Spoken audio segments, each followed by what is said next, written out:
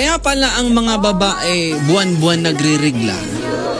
Kasi binigyan sila ng Diyos ng panahon para magpahinga. Kasi kung hindi, aaraw-arawin nila. Dalawang magkumari daw sumakay ng jeep. Sabi nung isa, Mare, tingnan mo yung mama. Kanina pa tingin ng tingin sa palda mo. Gusto yatang makita yung panty mo. Sabi naman ng isa, okay lang Mare, hindi naman makikita yung panty ko. Bakit naman? Wala naman akong panty.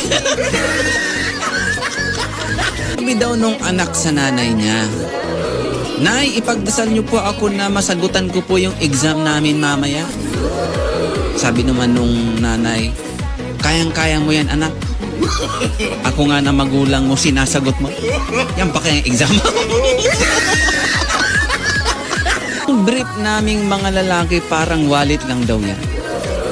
Masarap buksan. Pag matambok ang laman.